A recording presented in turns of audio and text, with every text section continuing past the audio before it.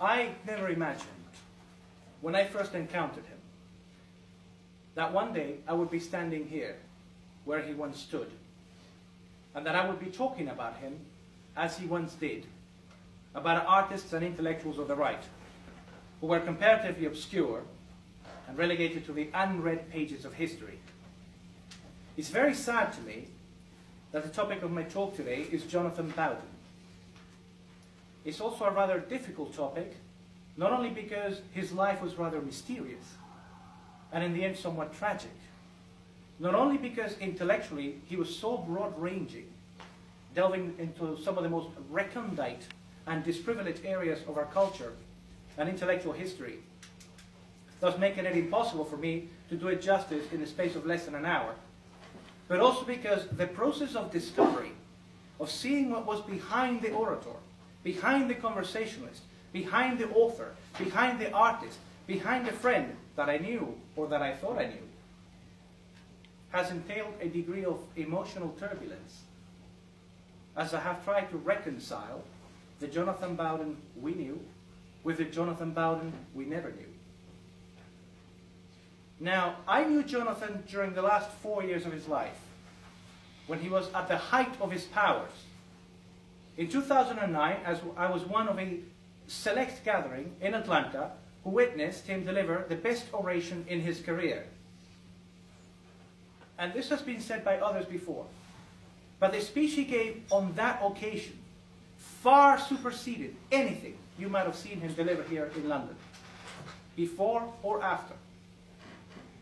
And that includes classics like Credo, A Nietzschean Testament, Elitism, British Modernism, and Wyndham Lewis, Bill Hopkins, An Anti-Humanist Life, New Left Marxism and the Frankfurt School, and others.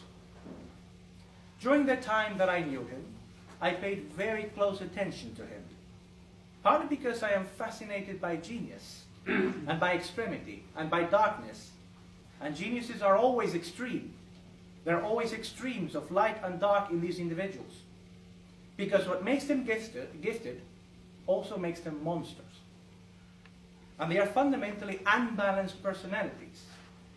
Some features may be grotesquely exaggerated and overdeveloped, while others may be dysfunctional and nearly atrophied. In the genius, we have an opportunity to see the outer limits of what the human mind is capable. The man of genius, and particularly the creative genius, operates always on the threshold, always on the precipice. He's always on the verge of falling. And Jonathan was well aware of this, because we discussed this on various occasions. I observed them very closely, because although I have known highly gifted individuals, including my own mother-in-law, who has an IQ of 194, I had never previously met anyone quite like Jonathan Bowden. Socially, as we know, he was amiable and entertaining, and with a brutal sense of humor. But there was a danger underneath, a black light, a demonic force. And I wanted to go down into the furnace and see the fire and the source of that fire. Because that is what makes individuals like him more alive than the people around him, giving us a preview of what we can become. The idea of writing a biography of Jonathan Bowden came to me a few days after his funeral. It occurred to me that his biography had to be written by an artist who was also a witness, who shared his interest in the Gothic, in the obscure, in the visionary, and in the extreme, and who would thereby not just leave an accurate record for posterity, but also infuse him with life after death, so that those who were not alive in our time knew what it was like for those who were, and those who had a chance to meet him. The first time I saw Jonathan was on the 5th of April 2008. It was at the 14th meeting of the New Right in London. Just a week before, I had received an email with a list of speakers for that event. And in that list, I saw that there was a first speaker, possibly a second, that these would be followed by Michel Renouf, a name already known to me, and that at the end of the program, there was, speaking around 4 o'clock in the afternoon, there was one Jonathan Bowden. And at the time, that appellation meant absolutely nothing to me. Just some random person with a nondescript designation. On the day in question, I arrived late.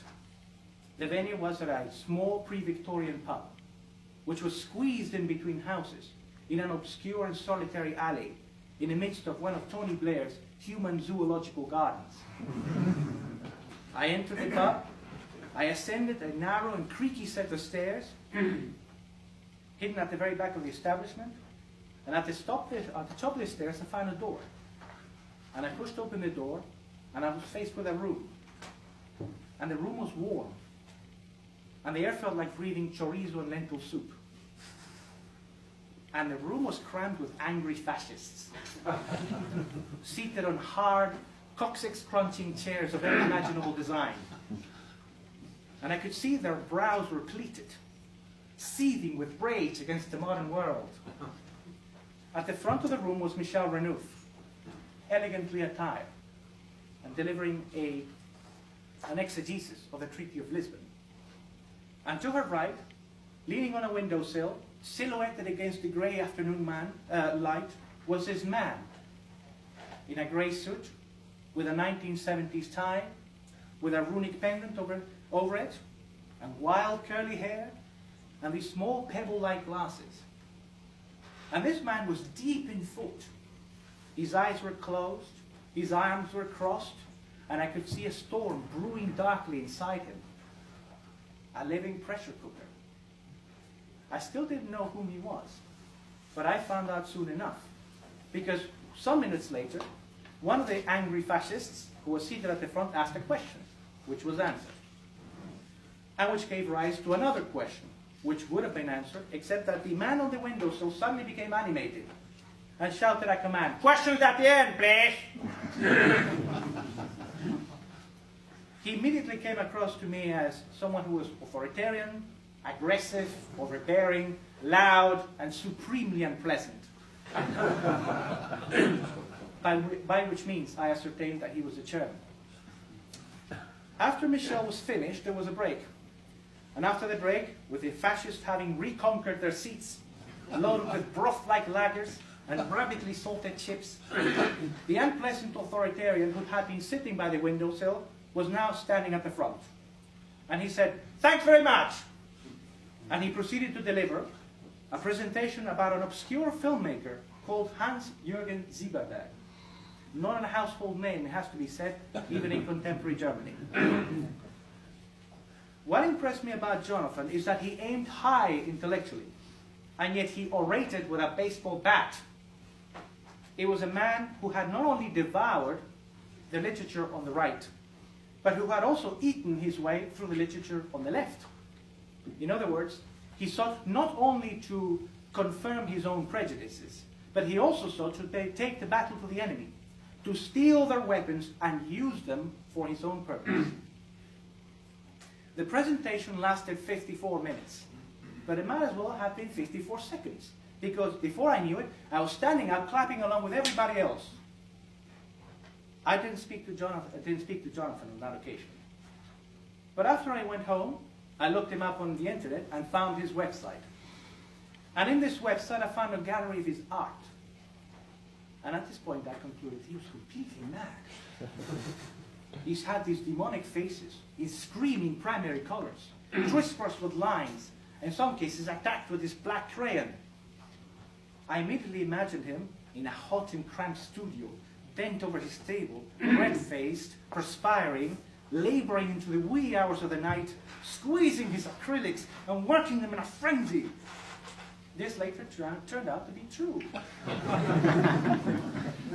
His neighbor of 20 years told me that his lights used to be always on, at all hours, and that she would spy on him working on his projects at 2, 3, or 4 in the morning. Also in Jonathan's website there was an audio archive containing a selection of his earlier talks. I listened to them, and I listened to them repeatedly. He sounded unbelievably ferocious. And I formed myself the impression that this is the kind of man who would kill you if you dare so much as to say hello to him. I later conferred with Troy on this, and he said, he comes across as a Nietzschean monster, but he's actually friendly. The next time I saw Jonathan was at a garden party thrown by a certain historian of some controversy, who was at the time launching his prison memoirs. On that occasion, I told this historian that conditions were inhospitable outside, so he moved his talk inside into the front room. Jonathan naturally sat at the front, in the middle, on a wooden bench. Now, when this historian speaks, everybody tends to laugh at the same jokes.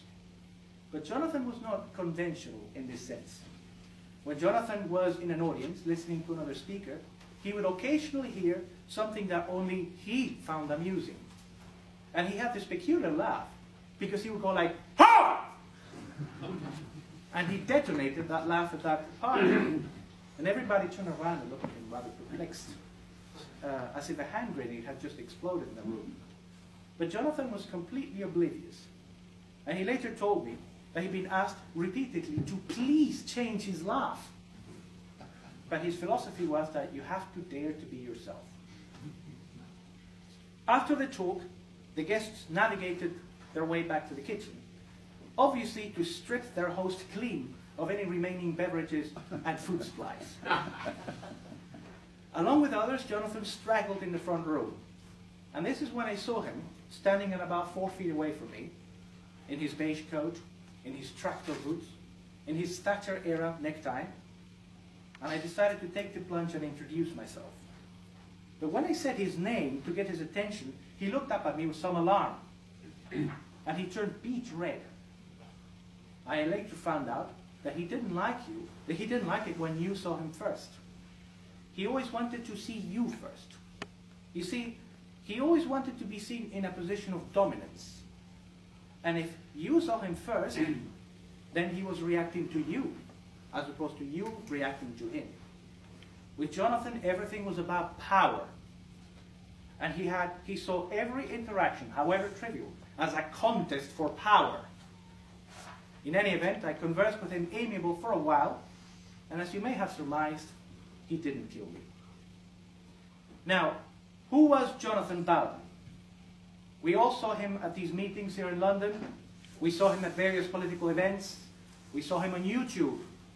We heard him on the radio and on the internet. Some met him socially, and some, a very small number, were close friends with him, albeit for a period. But does this mean that any of us really knew him? And the answer is probably no. It's not just that Jonathan zealously guarded his private life, to the point that he would almost never introduce us to anyone who was close to him, to the point that he would strictly compartmentalize his social circle, to the point that he would never entertain visitors, to the point that he would use drop-off and collection points miles away from his home, rather than let anyone know where he lived or how he lived. But it's also that Jonathan was an unreliable narrator. It's been said that one of the biggest myth makers about Jonathan Bowden was Jonathan Bowden. To those who met him for the first time, he was nearly always someone who suddenly appeared out of nowhere, a brain in a jar, spontaneously generated. Jonathan rather enjoyed talking about himself. He said to me once that he was the most interesting person he'd ever met. And he would talk about academics and artists and politicians and figures he'd met, and about things he'd done, and sometimes even about what he did for a living or how he funded himself. But it was always anecdotal. It was very difficult, if not impossible, to find any concrete information about him, other than what he allowed on his website, which was essentially a brick wall, showing only what he was doing at that particular time, at that particular stage in his career. And although his adult paintings went back to the 1980s and contain autobiographical references, these are all atemporal, without context, tightly circumscribed, heavily distorted, and radically subjectified. Jonathan made of himself a sort of hallucination. He was an outsider artist who treated his life as an ongoing piece of outsider art, painting a subjective portrait of an expressionist portrait of an impressionist portrait. So what do we really know? Jonathan's early life is shrouded in mystery. We know what schools he went to, but he had no friends. Maybe he ate them. So there's no one alive to tell us anything about him. Except maybe Damien Thompson, who now edits the Daily Telegraph blogs, and who knew him in sixth form. Students in the same year are apparently divided into two classrooms, and I am told that Jonathan was with the Neanderthal group. It seems that one day Jonathan approached Damien about a Sherlock Holmes play that he was working on, and Jonathan was quite overweight and had a lot of hair. But Damien quickly found that this was a very clever fellow who watched loads of TV, who read loads of books, and who was able to orate for hours on end on any manner of topics. But after the year was over, Jonathan disappeared. There's a string of lost years throughout the 1980s. He surfaced in Birkbeck and in Cambridge, but very briefly. We are also told that in the early 1980s, he made Brian Micklethwaite very angry at one of the Libertarian Alliance meetings. But Brian tells me that he doesn't remember the incident. It's only in 1990, when Jonathan applied to join Western Gold and the Monday Club, simultaneously, thereby beginning a political career, that we start having some sort of record. And even then, the records are brief and rather hostile. Around this time, Jonathan sported a lion's mane of unruly red hair and a dense troglodytic beard, which made him look like a right-wing bohemian or a caveman in a dinner jacket. And this didn't sit very well with the high Tories of the Monday Club. In fact, he was banned from appearing on television for this reason. And Jonathan was furious. And this, and various other lockings of horns, eventually led him to declare his censor, who was the effective leader of the club at the time, his personal and political enemy, which probably didn't really help him, and which certainly did not mark the beginning of his journey, further and further to the right, and deeper underground. Jonathan joined a variety of groups and political parties throughout his career, always for relatively short periods. After the Monday Club, there was the RCC. And after the RCC, there was the Freedom Party. And after the Freedom Party, there was the British National Party. These are interesting enough episodes, but if we're really to learn about Jonathan, we have to go outside of these groups. Because for Jonathan, these groups were merely expedients for what he wanted to achieve. Probably the most significant event in Jonathan's early life was the loss of his mother. She died after an illness at the age of 47, when Jonathan was 16 years of age, and this completely devastated him emotionally. He thereafter dedicated all of his books to her memory. Another significant event took place in the autumn of 1994, after the dissolution of the RCC, when Jonathan met Bill Hopkins at a party in South Kensington. Bill Hopkins would prove to be, in some ways, his greatest influence. And I think Hopkins inspired Jonathan to reinvent himself completely at this stage. And Jonathan thereafter modeled himself, at least to a degree, after Bill Hopkins. Or rather, Bill Hopkins as Jonathan imagined him, or wanted him to be, because Jonathan made him sound utterly ferocious, when in reality it seems that Hopkins was a rather mild-mannered Welshman. The mid-90s are a bit murky, but it is an interesting period nevertheless. Jonathan was involved with outsider art, which he and Hopkins expected to become the next big thing in Britain. It never happened. But one can see why Jonathan was interested in outsider art, because he was an outsider artist himself, in every sense of the word. An outsider artist is an artist who is outside the mainstream of the art world. And I think Jonathan enjoyed the role of the outsider, of the enemy. Around this time, Jonathan also began attending Jean Gampel's salons in Chelsea. Jean Gampel was a lifelong communist, and his salon was attended by bleeding heart liberals who would sit there sipping white wine out of fine crystal in front of an exquisite selection of French cheeses, wringing their hands about all the children starving around the world. But not everyone was like that, because there were other attendees, including the likes of Paul Johnson, the journalist and popular historian who once edited the New Statesman, and who would later shift a micron to the right and begin writing columns for the Spectator, the Mail, and the Telegraph. Unsurprisingly, Jonathan was eventually thrown out of this salon, escorted to the lift by Jean Gampel himself, who stood there raging at the corner until the lift doors closed on his face.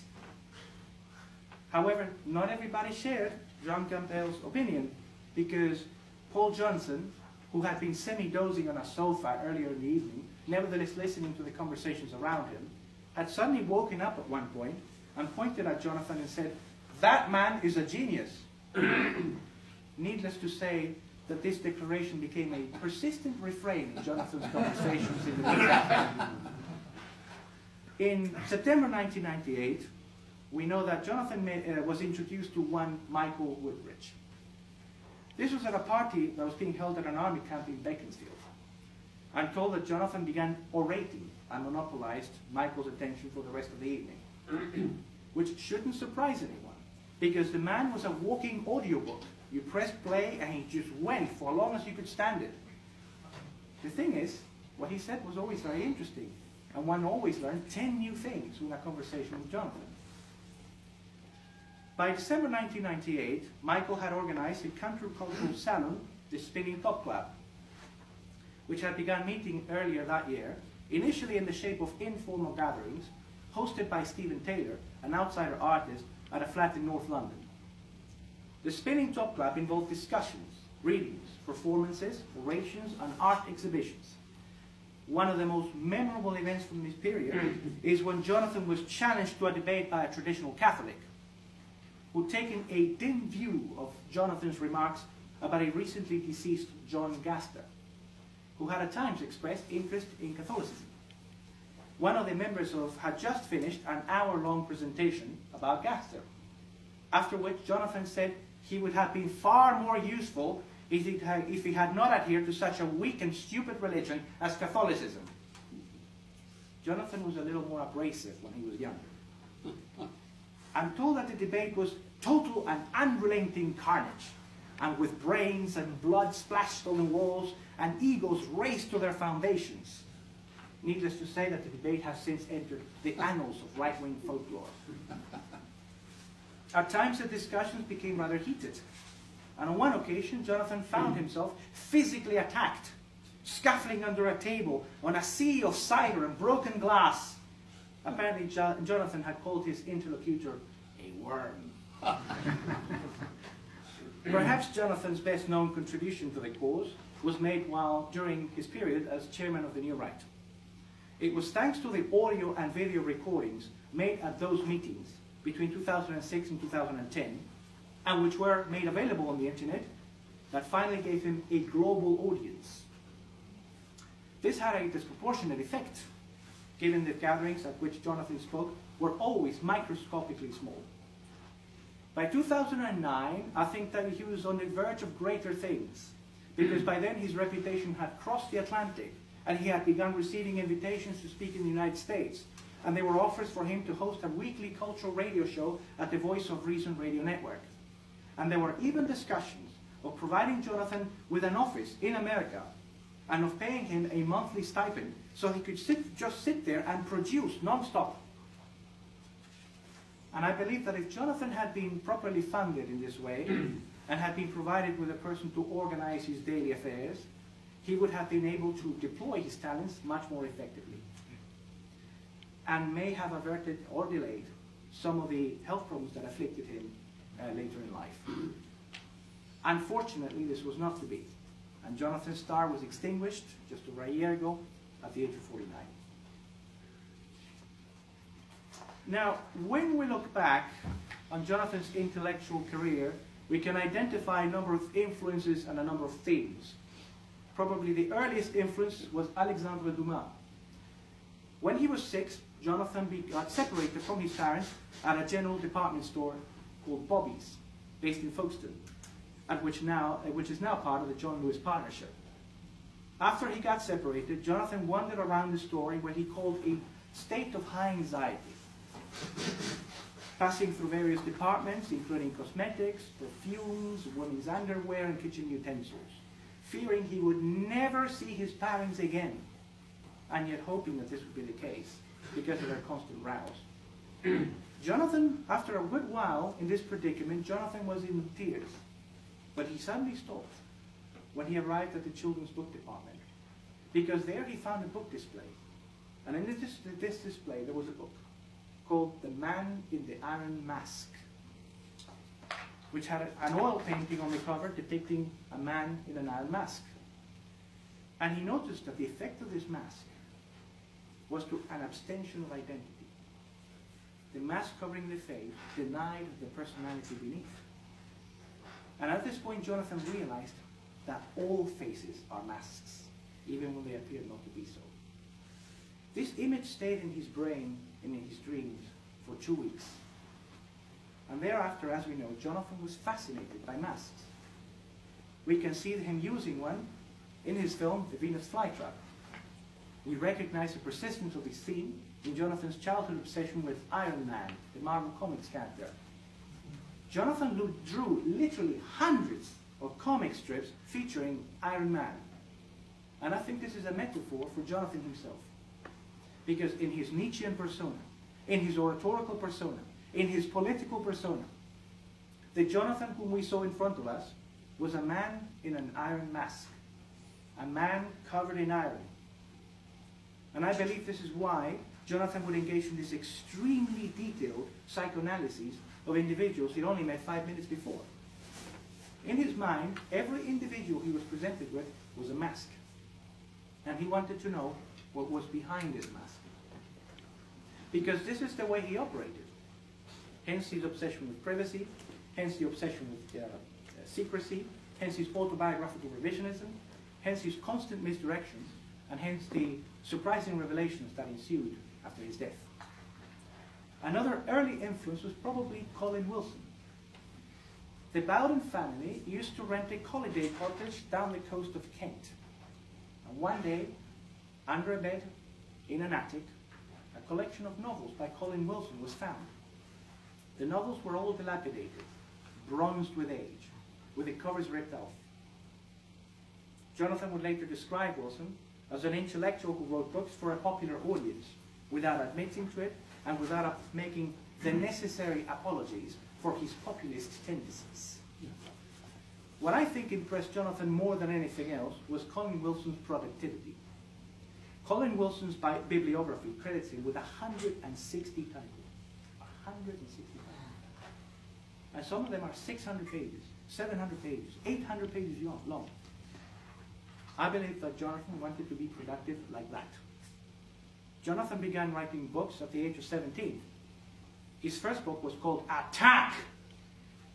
And it's a piece of high journalism discussing the situation in Northern Ireland, as he knew it in 1979. It is an extraordinary piece of writing for a 17-year-old, because he writes at a level that is twice his age, which makes it even more remarkable given that writing was not his primary talent. The second book was called Mad. The third book was called Sad. The fourth book was called Aryan. All his books from this early period had one-word titles: Scum, Suck, Blood, Craze, Fury, Vermin, Onslaught, Mutilation. By the age of 31, Jonathan had authored 27 books, which is more than some people write in their lifetimes. These books are somewhat chaotic, it has to be said, and read like Jonathan talking at you for 4 hours at a cafe in central London. By the age of 49, Jonathan would write another 12 books, comprising plays, short stories, and novelettes, mostly Gothic horror.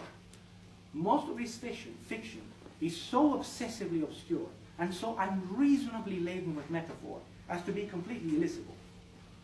I think that the biggest customer for these books was Jonathan Bowden, who would buy them and give them away to his various friends and contacts, who would put them down very soon after, unable to get past the first few lines. The interesting thing about these late books is that they are organized like comic strips. Each paragraph is a chapter, and each chapter is a vignette. In many ways, Jonathan saw life as a comic strip, and he tended to cartoonify every situation, something to which I can relate rather well. I believe that in the style of his prose and in the cruel psychological satirization of individuals known to him from real life, and only thinly disguised under pseudonyms, Jonathan was inspired by Wyndham Lewis, an individual with whom I think Jonathan had many things in common. Both were men of the right, both were extreme individualists, both were painters, both were writers, both lost a parent early in life, both wrote fiction as well as criticism, both compartmentalized their private life, and both men barely survived economically. When they died, the bulk of their possessions was both. Perhaps one of the most obvious influences in Jonathan's thought, other than Nietzsche and Stirner and Lewis, was the European New Right. I believe that Jonathan met Alain de Benoit in 1992 at a conference organized by Michael Walker. But even then, Jonathan was already aware of the French New Right. And in this sense, Jonathan was highly unusual in relation to other intellectuals of the Anglo-American world. Anglo-American intellectuals tend to be practical and averse to theory, whereas Jonathan was completely practical and very interested in theory. Which means that he was closer in emphasis and methodology to the continental European intellectual. Jonathan said that part of his role was to bring back ideas and intellectuals from all areas of culture who had been forgotten or marginalized or disprivileged, and to look at them again from the right. Therefore, his role was partly that of a revisionist, who recuperates, who re-examines, who reinterprets, who reformulates from the right the debris that was left in the periphery of liberalism and for which liberalism had no use. In all of this, Jonathan arrived at the same conclusions independently by his own readings of the literature in English. Besides influences, we can also glimpse a number of themes, the most important of which is a belief in the moral goodness of inequality. To my mind, this is the most important point he ever made. Unfortunately, he never articulated this in a targeted fashion, and he never conducted a deconstructive critique of the belief within liberalism and the left in the absolute moral goodness of equality. We know that equality did not appeal to him because he found it so boring and so childish as to be completely preposterous. But Jonathan never demonstrated why equality is a moral evil. He did recognize, however, that the right will not make any headway until the moral basis for equality has been destroyed and replaced by an ethics of inequality. Jonathan talked about many things, and I think this very important point was lost in the blizzard of words and was never given its proper attention. And this has certainly been my experience, because it was only recently, while researching his biography and listening carefully to an interview he gave in 2009, that I discovered that Jonathan had said 4 years ago things that in part are very similar to what I've been saying for the last 15 months. Which is very unfortunate, because much time has been wasted trying to prove that equality doesn't exist, when everybody already knows this. And when what we have to do is not to disprove, but to discredit. Not to disprove the existence of equality, but discredit it as a valid moral aim. A second very important theme in Jonathan's thought is the belief that the West can be made again. It's not all hopeless. It's not all lost. The enemy is not all powerful. Something new can rise up from the ruins. And it is up to Western man to define what that something is going to be. We can be great again. Anything is possible. This is obviously a Nietzschean notion, but I think that Jonathan learned this from Bill Hopkins, a man who impressed him by being extremely imaginative and resourceful, a man who reinvented himself after he was told to get off a bus because he couldn't pay the fare. Yet another important theme in Jonathan's thought, which relates to this, is the idea that being Western is not just about being white. Yes, race is biological. Yes, beauty is biological. Yes, intelligence is largely biological. Yes, capacity for moral behavior is partly biological. But that is not enough. You have to know who you are. You have to know what you can become. Knowledge is power. And you have to work at it. As Jonathan said, greatness is in the mind as well as in the fist. And these ideas are reflected in his oratory, which was both intellectual and ferocious. It's an example of how we ought to be. It's what the future ought to sound like. There were other themes, such as the need to reintegrate mind and body, the sacred nature of masculinity, the pagan notion that there's no pure good or evil, and many more, for which we don't have time this afternoon. We do need to look at Jonathan's legacy. What is the legacy of Jonathan Bowden? I think his literary work will remain an underground curiosity. The early writings are too journalistic. The later writings are too esoteric. I think his art will remain instructive rather than influential. He will obviously be remembered as an orator.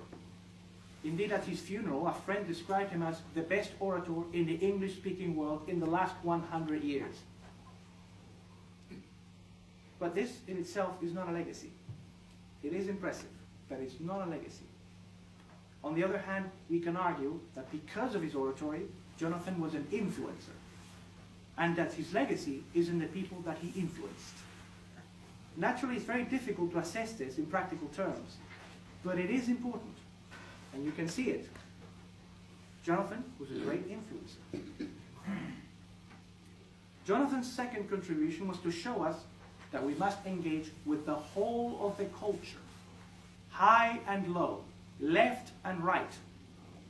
The right has typically focused on specific issues, such as race, immigration, sexual politics, Zionism, and the like.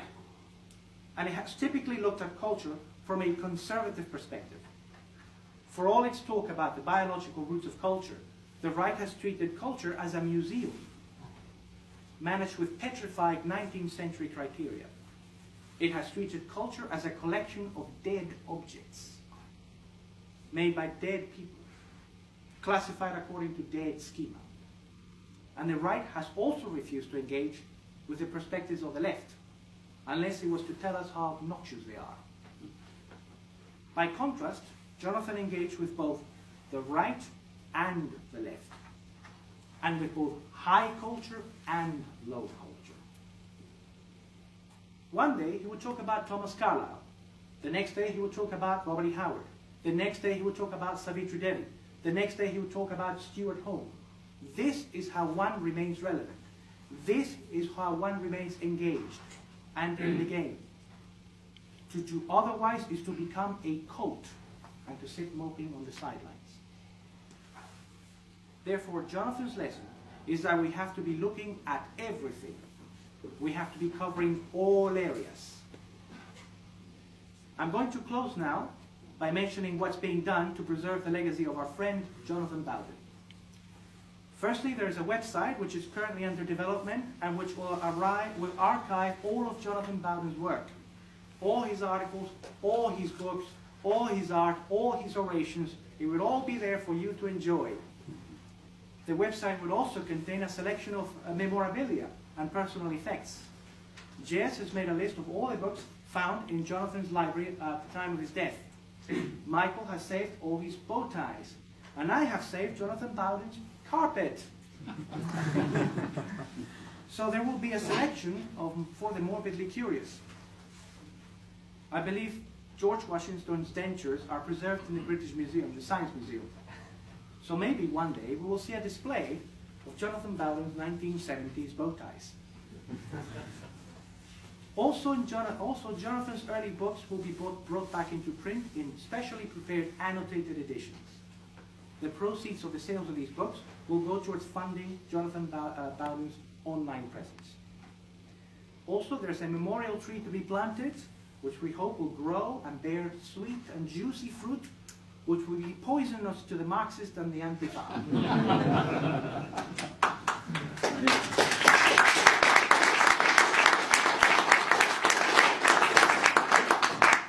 Jonathan liked to imagine that he was universally hated and thought of as a monster. Indeed, on one occasion, he sent me an email saying, His Satanic Majesty will be holding court at the tea room in the Charing Cross Hotel, signed The Demon, all in capitals. I have found that contrary to his affectations of demonism, Jonathan was well liked by almost everyone. All the same, may he long bedevil the dreams of the lefties and torment the peace of the liberals, and forever be remembered as Jonathan Bowden, the Beast of Berkshire!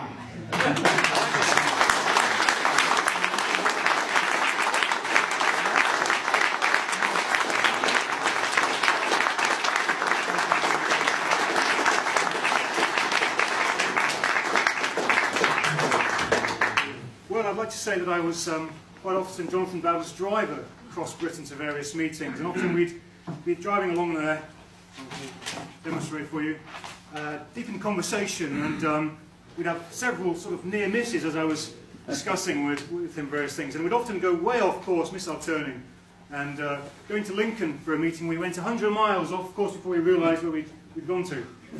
So anyway, Alex Kurtagić is writing the official biography of Jonathan Bowden, and it should be a very good book indeed. After all, it's a book about one of the best orators in the world, written by one of the most original thinkers in the world, Alex Kurtagić. Thank you very much.